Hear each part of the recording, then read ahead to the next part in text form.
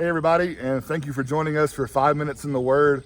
Yesterday we talked about Cain, we talked about Abel, we talked about that encounter they had there with God and their sacrifices. Abel's sacrifice was pleasing, Cain's was not. But Cain, he rose up, he killed his brother Abel. Now we ended yesterday talking about Seth. Now we didn't say much about him at all. So what more can we learn about Seth and as we continue on in our study? Okay. To Eve, especially, Seth was very important. Right. And you pick up on that at the end of chapter 4, really, of the book of Genesis, where the writer, Moses, puts this. And Adam knew his wife again, and she bore a son and named him Seth. For God has appointed another seed for me instead of Abel, whom Cain killed. And as for Seth, to him also a son was born, and he named him Enosh. Then man began to call on the name of the Lord. And by the way, "the" is a definite article. Right. And we don't often emphasize that. But in this case, the idea is that this is the first time that they call specifically on the name of God. And you're seeing prayer and sacrifice beginning. There.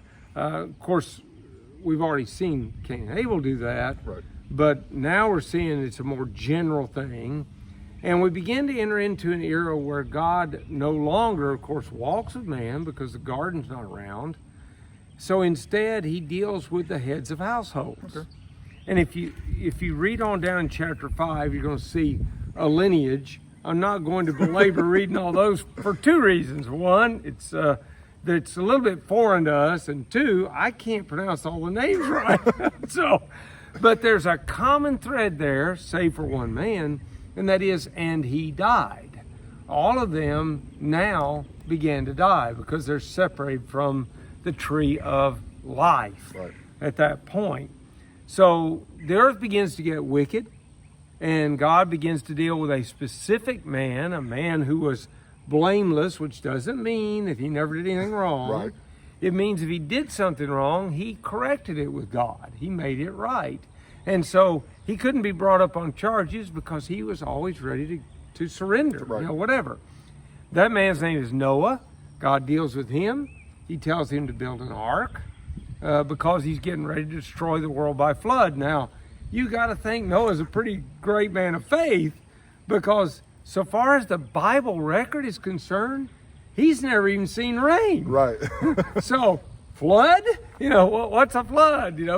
But he just does what God says. He builds this giant boat, and it's not a boat in any sense like you and I would think about it.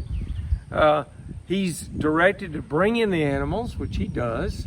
And God does bring the flood. He destroys all flesh because of the wickedness of man, except for the family of Noah.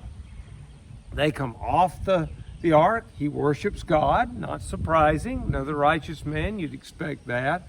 And then he begins to trace onward. The next major character he deals with is Abraham. Now notice again, he dealt with Noah as the head of a household. He deals with Abraham as the head of a household. In fact, in chapter 18, he says, I have come to know him so that he can tell everybody that lives in his house who I am and how to worship me. Well, in some of your previous studies, you noted that Isaac learned that. He did.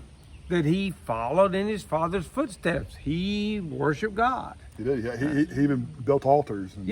Just like Abraham. Just like Abraham. Sure. That's right. So you got Isaac. God deals with him as the head of a household.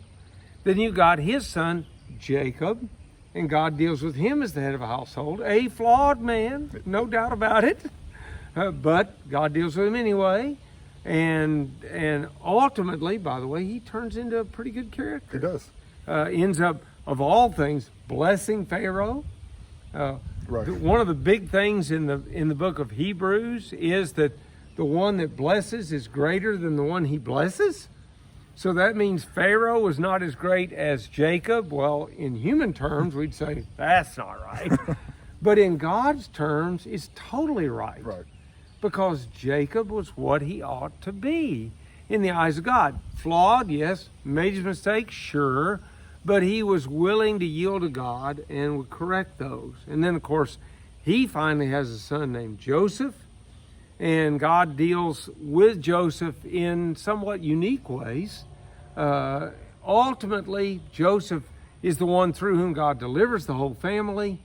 And his directions at the end of his life set the stage for the next division of God dealing with man. And his directions are simply this: don't leave my bones here.